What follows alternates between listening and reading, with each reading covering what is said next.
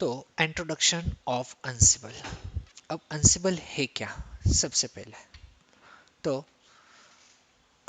Automation and Linux administrations. हम यहाँ पे अंसिबल ऑटोमेशन टूल है, तो अंसिबल के थ्रू यहाँ पे लिनक्स में हमें कैसे ऑटोमेशन करना है और एडमिनिस्ट्रेशन कैसे कर सकते हैं ये समझना है। तो पहले देखो, फ्रॉम मेनी ईयर्स एगो, हम पहले की बात कर ले जब ये ऑटोमेशन टूल्स मार्केट में थे ही नहीं, तो most of the system administrators and infrastructure management has relied on manual task. तो ये लोग क्या करते थे, एक मैनुअल टास्क को परफॉर्म किया करते थे। मैनुअल टास्क मतलब देखो ना, आज भी आप गए कि आपको चलो एज अ फ्रेशर जॉब मिल गया और आपका लिनक्स में बिल्कुल भी एक्सपीरियंस नहीं है, और आपको वहां पे वो बोलता है नहीं डीएचसीपी सर्वर करना है। अब आपको पता है उन्होंने बोल दिया कि XYZ रेंज अपने क्लाइंट को देनी है, तो आप क्या करोगे?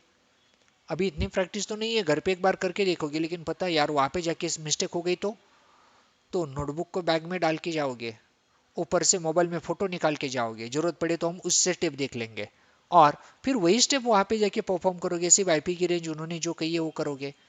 तो पहले भी सिस्टम इंजीनियर यही करते थे, मैनुअल टास्क पे डिपेंडेंट थे। System administrator often work check list, उसके पास लिस्ट होती थी, डॉक्यूमेंटेशन होता था, और उसको मेमोराइज करके एक रूटीन के हिसाब से वो स्टैंडर्ड टास्क को फॉलो करता जाता था। मतलब सब स्टेप बाय स्टेप करना पड़ता था, और because of this approach generate so many errors, उसमें बहुत सारे एरर आते थे, और it's not easy for a system administrator to perform this task every time. तो हर टाइम ये करना पॉसिबल नहीं होता है। आपने बहुत सारे सर्वर देखे होंगे जिनका कॉन्फ़िगरेशन स्टेप्स बहुत ही ज़्यादा होती है, अब उसको बार बार करना है ना तो मुश्किल बन जाता है। अब कोई बेटर तरीका हमें यहाँ पे चाहिए था, फिर अंसिबल ऑटोमेशन आया। अब जब से अंसिबल मार्केट में आया, it's become one of the favourite tool because of easy of use. इसका जो यूसेज है वो बहुत ही इजी है। ऑटोमेशन में जितने भी टूल देखोगे, जितने भी ऑटोमेशन वाले आज की डेट में आपको टूल मिलेंगे, सबसे आसान लोगों को ये अंसिबल लगता है, क्योंकि इसका यूटिलाइजेशन बहुत ही इजी है। It can help to avoid problems cause manual system administration and infrastructure management. जो मैनुअल कॉन्फ़िगरेशन हम करते थे ना, इसके जो एरर्स आते थे, जो प्रॉब्लम फेस करने पड़ रहे थे, या रिपीट करने के लिए वो बार बार करना है तो हर बार करना पड़ता था।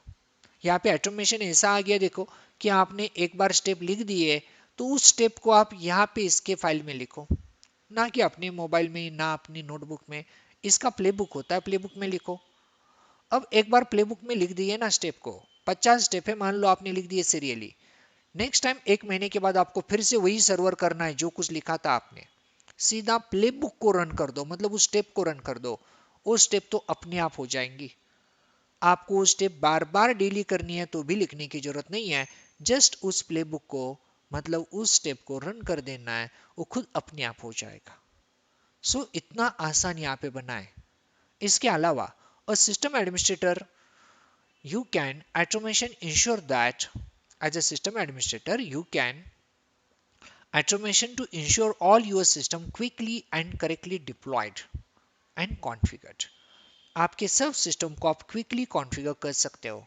इसका मतलब कि जैसे हमने लास्ट टाइम वेब होस्टिंग सीखा था, अब आपको एक सिस्टम पे वेब होस्टिंग करनी है, वर्चुअल होस्टिंग करनी है, वर्चुअल में दो चार साइट डालनी है, वहाँ पे कॉन्फ़िगरेशन फाइल बनानी है, ऐसे ही आपको टोटल सेटअप करना है, तो आराम से मान लो 30 to 40 मिनट लग जाएंगे, राउंड फिगर थोड़ी देर के लिए 1 घंटा मान लो। अब आपके पास कोई प्रोजेक्ट आ गया, आपको सेम लाइक वैसे 1000 सिस्टम देने हैं वेब सर्वर बना के किसी कंपनी को। अब एक सिस्टम को 1 घंटा मतलब दिन में 8 सिस्टम कर लोगे, एक्स्ट्रा टाइम किया चलो 10 भी कर लिया आपने, तो मंथली कितने कर पाओगे? 20 दिन काम पे जाओगे तो 200, फिर 1000 करने हैं तो इसमें तो आपको 2-4 मंथ लग जाएंगे। सामने वाली कंपनी वेट नहीं करेगी, लेकिन आपके पास एक प्लेबुक लिखा हुआ है ना, तो 5 मिनट इनफ है 1000 क्या 10,000 सिस्टम रेडी करने के लिए। जैसे आपको एक सिंपल सॉफ्टवेयर इंस्टॉल करना है HTTP का, तो आपको पता है यम इंस्टॉल HTTP तो करना पड़ता है, बट एंसिबल है, आपके सब सिस्टम नेटवर्क में तो होते ही है, सिर्फ यम इंस्टॉल एक कमांड चला दो, जितने भी है वो 200, 500, 1000, 10,000, 50,000 सब पे वो software at a time install हो जाएगा। ओके, आपको मैन्युअली करने की जरूरत नहीं है। अब तक लोग मैन्युअली कर रहे थे। अब हमें एंड्रॉयड पे अपडेट आती है, इसका मतलब क्या एंड्रॉयड में कोई इंजीनियर बिठा के रखा है क्या? वो अभी मुझे अपडेट भेजेगा, थोड़ी देर में आपको भेजेगा, थोड़ी देर में उसको। ये टोटल दुनिया में इतने लोग हैं तो कितने इंजीनियर रखने पड़ेंगे उसको अपडेट भेजने के लिए? नहीं, सब ऑटोमेशन है।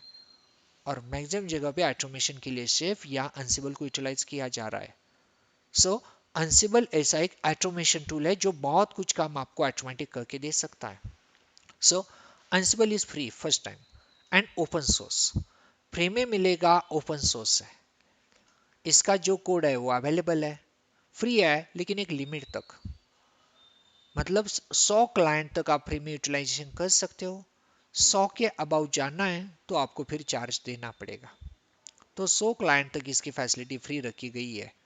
ओके, फ्री ये ओपन सोर्स टूल्स है and that allows system administrator to configure and control 100 of nodes from central server.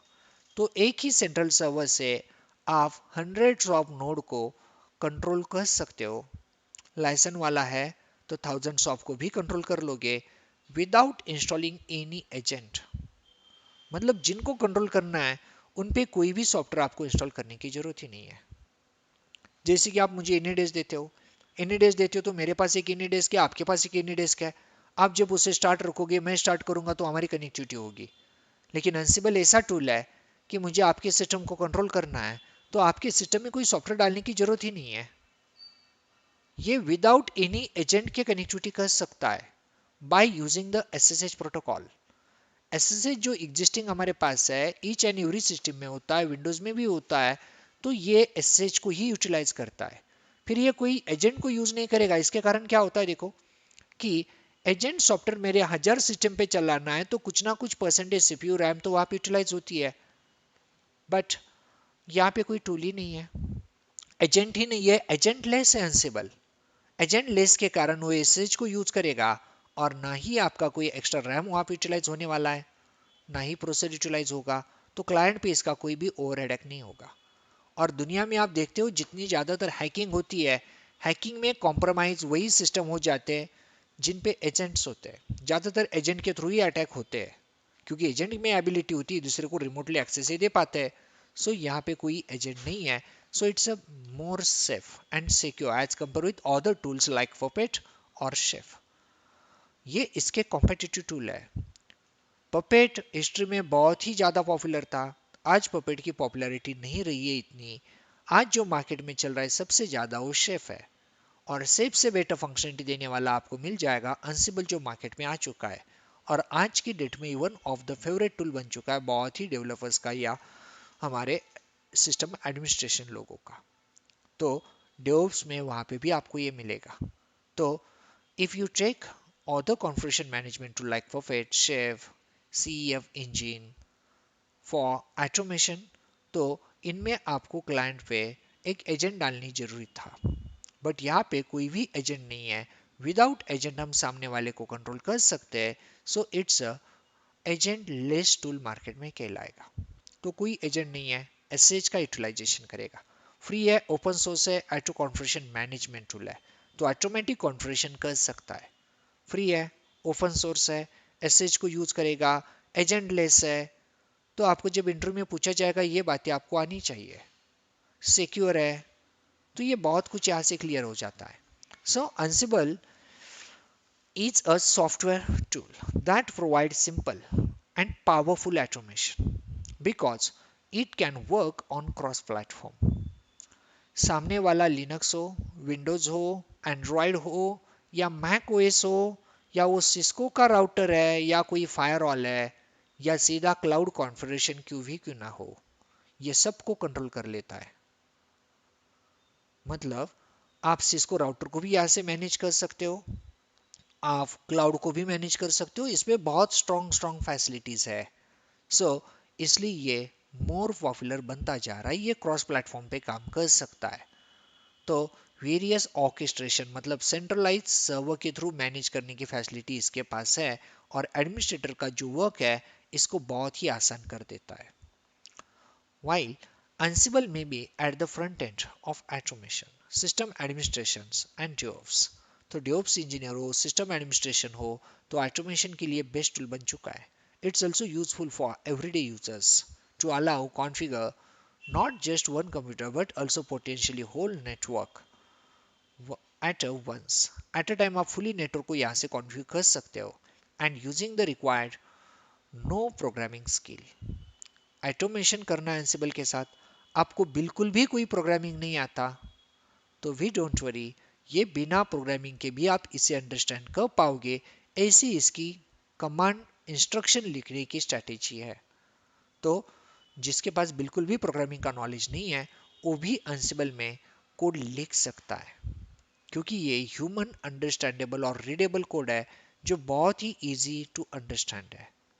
अब एंसिबल की हिस्ट्री देखोगे तो फरवरी 2012 में आया था। बेसिकली इसका प्रोजेक्ट स्टार्ट हुआ था। माइकल डिहान, इन्होंने इस प्रोजेक्ट को डेवलप किया था या स्टार्टअप किया था, उनकी टीम थी वहां पे। और ये माइकल डिहान वही पर्सन है जिसमें फेडोरा यूनिफाइड कंट्रोलर सिस्टम को डेवलप किया था। ये पहले से पॉपुलर पर्सन है। उन्होंने 2012 में एंसिबल प्रोजेक्ट को स्टार्ट किया था और ऑटोमेशन टूल की शुरुआत वहां से हुई थी। लेकिन लेटर 2015 में इस प्रोजेक्ट को हायर कर लिया रेड हैट ने। ओके, पहले जब ये ओपन सोर्स कम्युनिटी से बिलोंग कर रहा था 2012 टू 15, एंसिबल वर्क आईएनसी के इनको फंडिंग कर रही थी, जो भी एक्सपेंस उस प्रोजेक्ट पे चल रहे थे। लेकिन after that 2015 red hat acquired and ये रेड हैट वालों का प्रोडक्ट बन गया, जो रेड हैट की आरएचएल भी हम यूज कर रहे हैं। और आज की डेट में हुल इस प्रोजेक्ट को रेड हैट कंट्रोल करता है। और in present Ansible comes including distributions Fedora Linux, RHL series, CentOS, Oracle Linux, बहुत सारे लिनक्स ऑपरेटिंग सिस्टम में आपको Ansible आज मिल जाएगा। फिर Ansible के एडवांटेजेस क्या है? तो जैसे कहा ये फ्री है, everyone can use it. It's a very simple to use, very easy to use, it's very powerful, it can manage different cross platforms, routers, switches, firewall, ये बहुत कुछ कंट्रोल कर सकता है। इट्स अ एजेंटलेस, कोई एजेंट नहीं होता है, हर क्रॉस प्लेटफॉर्म को कंट्रोल कर सकता है। FortiGate फायरवॉल वो भी ये कंट्रोल कर लेता है। सिस्को राउटर को मैनेज करता है, जूनिफर राउटर को करता है, अजूर क्लाउड को, AWS क्लाउड को तक कंट्रोल कर लेता है। और डेवलपमेंट तो चल ही रहा है। ह्यूमन अंडरस्टैंडेबल ऑटोमेशन है, जो कुछ किया जा रहा है कोई स्पेशल प्रोग्रामर ही होना चाहिए ऐसा कुछ नहीं है। थिंक डिक्लेरेटिवली है कि आप पहले डिक्लेयर कर लो आपको क्या करना है, लिख डालो और फिर अपनी स्टेप को अप्लाई कर डालो। तो ये सब इसमें आपको बेटर फंक्शनलिटी मिलेगी। कॉम्प्लेक्स टास्क को ये बहुत ही आसान आसान स्टेप में ब्रेक कर देता है and it's a very secure.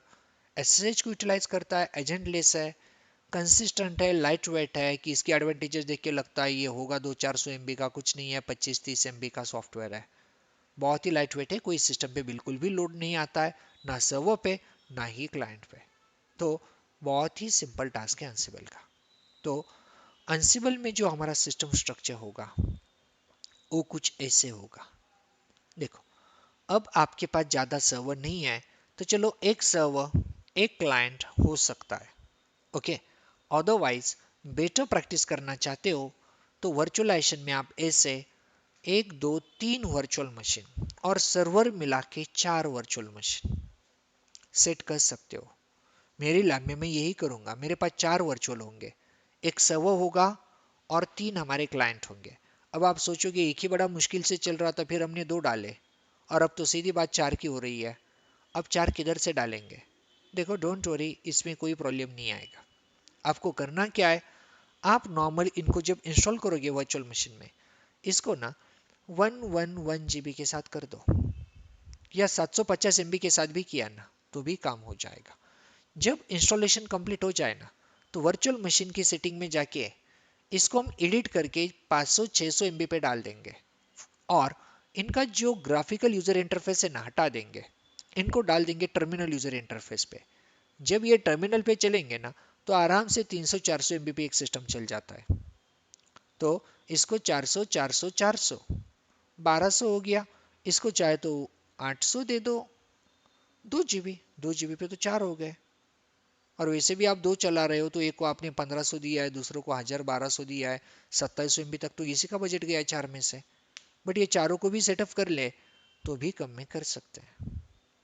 तो आप आज के डेट में क्या करोगे, वर्चुअलाइजेशन में हो आप, तो वहां पे 3-4 सिस्टम डाल दो, 1 GB 1 GB 1 GB। बाद में 1 GB क्यों रखा, क्योंकि इंस्टॉलेशन होने तक तो फास्ट चलेगा ना, जब कंप्लीट होगा हम इसकी साइज को कम करेंगे। मतलब रैम जो है इसको पहले हम डाल देंगे टर्मिनल यूजर इंटरफेस पे, मतलब मल्टी यूजर मोड पे, system CTL set hyphen default terminal multi user mode, multi hyphen user dot target. जब ये रिबूट होगा तो कम रैम पे चलेगा, ग्राफिक्स नहीं होगा, हमें ग्राफिक्स चाहिए भी नहीं, तो टोटल कमांड लाइन के थ्रू मैनेज करेंगे। इसको तब तक रहने देंगे जब तक अनसेबल इंस्टॉलेशन नहीं होता, उसके बाद इसका भी ग्राफिक्स निकाल डालेंगे।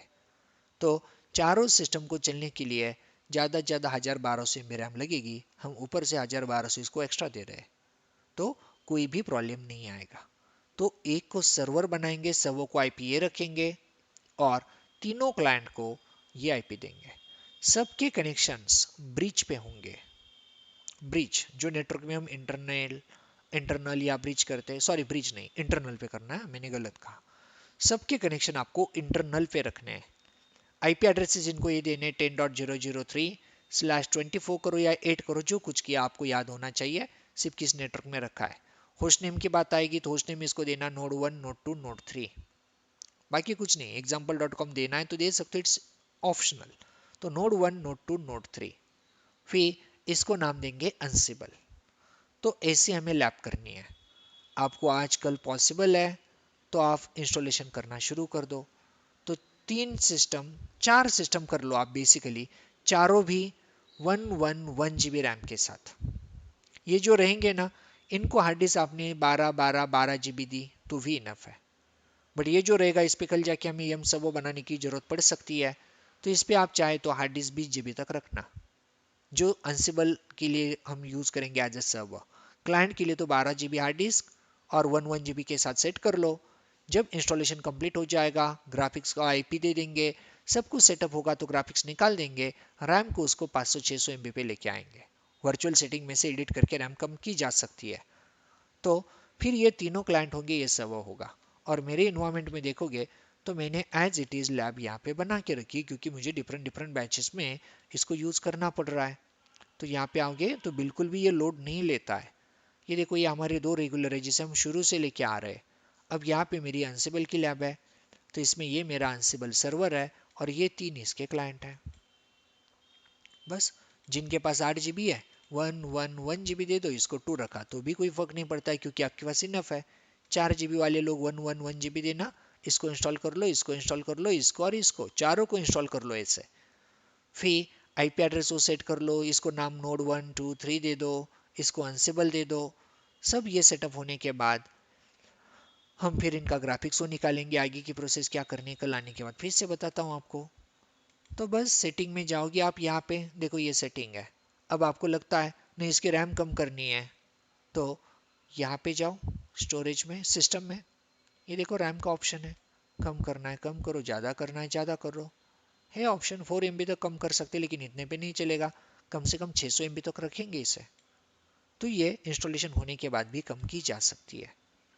तो आप पहले ऐसे 4 सिस्टम को सेट कर लो। कोई लोड सिस्टम पे नहीं आता है। मेरे पास देखोगे कितने हैं, तो ये यहाँ पे चल रहे हैं, रेड हैट के ये 2 है, ये अंसिबल लैब के 4 है, ये डेवॉप्स की बैच होती है आफ्टरनून, उनके वाले 4-5 है।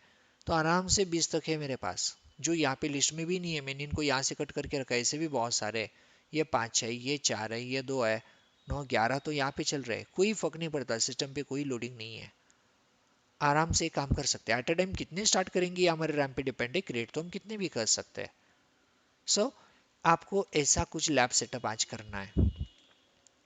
तो ये मैंने नोट्स में जानबूझ के डाल दिया। ये क्या होता है टर्म्स, ये कल देखेंगे प्रैक्टिकल के साथ। थ्योरेटिकल पे मैं इस पे डिस्कस ही नहीं करूंगा। प्रैक्टिकल में टास्क मॉड्यूल रोल क्या होता है, यही टर्म्स है जो अंसिबल में यूज करेंगे। अंसिबल सर्वर मतलब इसे कंट्रोल नोड कहते हैं, क्योंकि ये दूसरों को कंट्रोल करता है। और जो इससे कंट्रोल होते हैं मतलब हमारे क्लाइंट, हम जिसे क्लाइंट बोलते हैं, यहाँ पे इनको हम बोलते हैं मैनेज नोड, क्योंकि वो मैनेज होते हैं किसी और से। तो वो मैनेज नोड और ये कंट्रोल नोड। ये वर्ड क्यों याद रखने हैं? क्योंकि आप इसे सर्वर उनको क्लाइंट कह सकते हो, बट आपको पूछा जाए वहां पे क्या आप मैनेज नोड को मैनेज कर सकते हो, आपको कि मैनेज नोड कौन होता है, क्योंकि इधर टेक्निकली उनको मैनेज कहा जाता है, जो कंट्रोल करता है उसे कंट्रोल नोड मतलब सर्वर कहा जाता है। तो हम इसके ही वर्डिंग के साथ चलेंगे ताकि इंटरव्यू में ऐसे वर्ड सामने आने के बाद आप कंफ्यूज ना हो। सर्वर मतलब कंट्रोल नोड, जो मैनेज होंगे वो मैनेज नोड, इसलिए मैंने यहाँ पे भी कंट्रोल नोड दिया है, ये मैनेज नोड है। ये सब एसएसएच के साथ कनेक्ट होंगे। फिर से देखो, तीन सिस्टम 1 1 GB के साथ, तीनों की आईपी ऐसे 10.0.0.3, 10.0.0.4, 10.0.0.5। इसका host name ctl set hyphen host name node 1, इस पे नोड 2, इस पे नोड 3, स्पेस नहीं दिया तो भी चलेगा, नोड 1 2 3। तो तीनों को ऐसे सेट करना है। चौथा जो होगा सेम एज इट इज, सिर्फ इन पे 12 GB हार्ड डिस्क, इस पे 20 GB हार्ड डिस्क रखना है, स्पेस 1 GB ही दे दो, और इसका नाम जो रखोगे ओनली अनसिबल। जैसे इनको नोड 1 2 3 दिया, इसको आपको देना है अनसिबल। और ये सब कनेक्टिविटी जाए तो सबके नेटवर्क कार्ड होंगे आपके इंटरनल पे, पहले हमारे बाय डिफॉल्ट नेट पे होते हैं, इसको इंटरनल सेट करेंगे ताकि इन सब की कनेक्टिविटी हो जाएगी। और फिर इसके बाद कल आने के बाद मैं आपको बताता हूँ आगे क्या करना है। तो इतना आपको ट्राई करना है आज, इतना टाइम नहीं लेगा, दो दो एक साथ भी लगा दिए ना इंस्टॉलेशन तो भी चलता है। एक वर्चुअल लगा दो, दूसरा भी वर्चुअल 1 GB के साथ लगा दो, ये दो हो जाएंगे, फिर इसके बाद ये दो लगा दो, तो ज़्यादा से ज़्यादा 1 1.5 घंटे में हो जाएगा। आईपी एड्रेस वो सब कुछ देना है, और ये सब होने के बाद जब प्रॉपर सेटअप हो जाएगा फिर हम इसके फाइनल स्नैपशॉट निकाल लेंगे, मतलब रिस्टोर पॉइंट क्रिएट कर लेंगे। तो उसके बाद फिर आपको वर्क करने के लिए बहुत आसानी होगी। चलो अब कोई डाउट है तो बताओ। यस, ऑनलाइन यूजर इतना ट्राई करोगे आज, ताकि कोई प्रॉब्लम आ जाए तो आप मुझे कल पूछ सकते हो। कल आने के बाद मैं तो आपको इंस्टॉलेशन कैसे करना है एंसिबल का ये भी बता सकता हूँ, लेकिन आप पीछे रहोगे तो फिर आप वीकेंड में यही करते रहोगे, फिर एंसिबल इंस्टॉलेशन तक नहीं होगा आपका। दैट्स वाई आप आज ट्राई कर लो जितना पॉसिबल हो। यदि ये पॉसिबल हो गया तो फिर कल आने के बाद इसको सेंट्रलाइज सर्वर बनाएंगे और यहाँ से फिर देखेंगे इनको कैसे कंट्रोल करना है। कल की डेट में कम से कम बेसिक कमांड तो हमें आनी चाहिए। जैसे कि कोई मैं यहाँ पे काम कर रहा हूँ और कोई सीनियर आके पूछे आपके सिस्टम में कितनी रैम है, आपके पास 400 सिस्टम में कितनी रैम है, कितनी अभी यूटिलाइज हो रही है, मुझे हर सिस्टम पे जाके चेक करने की जरूरत नहीं है। पहले नेटवर्क इंजीनियर करते थे, मैं सीधा अंसिबल से कह दूंगा फ्री आईपीनियम चेक करो, और मेरे पास 1000 भी है ना, 1000 का रिपोर्ट एक ही क्लिक में मेरे सामने होगा, लाइव रैम रिपोर्ट, फ्री आईपीनियम का स्टेटस। सो ये बहुत ही पावरफुल है। तो कल हम इनको देखेंगे। अब टाइम कमांड डाल दो तो कौन सा सिस्टम कितने बजे स्टार्ट हुआ उसका टाइम डिश हमारे सामने होगा। तो ये बहुत ही अच्छा टूल है, कैसे काम करेगा इसको हम समझेंगे। अब कल से ये शुरू हो रहा है। सो आप लैब सेटअप को कर लो, क्योंकि आप लैब सेटअप में पीछे रहोगे ना, रियलिटी में ये मुश्किल लगने लगता है जिनकी लैब नहीं होती है। आप ये कभी इसमें मत करना, भले प्रीवियस प्रैक्टिकल रह गए ना उनको रहने दो, लेकिन इसको आप कंप्लीट कर लो, क्योंकि इसमें मैं आगे चला गया आप पीछे रह गए ना, फिर ऐसा लगता है सच में अनसिबल बहुत ही टफेस्ट है। टफ नहीं है, इंटरेस्टिंग बहुत ही है। आपके सिस्टम में कोई ज़्यादा प्रॉब्लम है तो कम से कम एक सर्वर एक क्लाइंट तो कर ही लो, भले 3 ना कर पाओ। और ये करने के लिए क्या है, हमारे पास तो सेटअप रेडी है ना ऑलरेडी, 2 सिस्टम तो वैसे भी चल रहे हैं। फिर क्या अलग करना है आपको, एक को नाम देना है नोड 1 और दूसरे को देना है सर्वर, हो गया काम वहीं पे फिनिश। तो कुछ अलग से ज़्यादा करने की जरूरत नहीं है। सेपरेट करना चाहो लैब तो और बेटर है, नहीं कर सकते, रैम का कोई इशू है, टाइम इशू है, तो दो तो आपके पास है। जैसे हम सर्वर है उसको अंसिबल सर्वर बना देंगे, और जो क्लाइंट था उसको नोड 1 बना देंगे। बट 3 है तो प्रैक्टिकल में और आसानी लगेगी, इंटरेस्टिंग लगता है ज़्यादा। जो कुछ आपको करना है कुछ भी, बट आप ऐसे सेटअप ट्राई करो, या फिर हमारा जो 2 है जो अभी हमने देखे थे, जो मैं यहाँ पे यूज कर रहा था, मैं इनकी बात कर रहा हूँ, ये हमारे रेगुलर, हाँ ये हम सर्वर था और ये हमारा क्लाइंट बन के काम कर रहा था, ये भी सर्वर है। तो इसको नोड 1 बनाएंगे, ये होगा आपका अंसिबल सर्वर। तो ऐसे हम आगे बढ़ेंगे। चलो फिर करें यहाँ पे स्टॉप। कल आने के बाद इंस्टॉलेशन देखेंगे कैसे करना है, और ये लैब सेटअप का और प्रैक्टिकली आइडिया देता हूँ, जस्ट थ्योरेटिकल मैंने आपको बताया। और रही बात, ये भी मैंने नोट्स में आपको अपलोड करके दिया है, Ansible लैब सेटअप, ये भी पीपीटी डाल दी है। ऐसा लैब होगा, फिर आपके सर्वर के नाम जो होंगे, ऐसे आप नाम दे सकते हो, नोड 1, नोड 2, नोड 3। इसको अनसिबल सर्वर कर दो या सिर्फ अनसिबल दे दो, नाम से क्या नहीं, वो हमारी आइडेंटिटी के लिए है कि कौन सर्वर है क्या है। अप्रोक्सीमेटली यहाँ पे बोला है जो पहला होगा सर्वर उसको 20 GB hard disk, 1 GB RAM देना। इसको आप रैम 750, हार्ड डिस्क गलत हो गया, 750 MB नहीं, ये 12 GB तक देना पड़ेगा। सो ऐसे आपको ट्राई करना है। फिर आईपी कैसे देने हैं वो भी लिखा है, सबका इंटरनल होना चाहिए। फिर कुछ यूज़र क्रिएट करके रखना है वहाँ पे, जैसे हमने क्रिस्टन यूज़र बनाया था। वो देखेंगे कल आने के बाद, डिटेल देता हूँ, आप इंस्टॉलेशन तो कर लो, ये बहुत कुछ बाकी है। फिर ये सब मैं आपको कल बताता हूँ। तो चलो फिर यहाँ पे स्टॉप करते हैं, कल अगेन शुरू करेंगे विथ अनसिबल इंस्टॉलेशन के साथ। फिर चलिए ऑनलाइन यूज़र रुकते हैं यहाँ पे, कल अगेन देखेंगे, बट अनसिबल की प्रैक्टिस शुरू से कर दो आप, बिल्कुल भी लेट मत करना।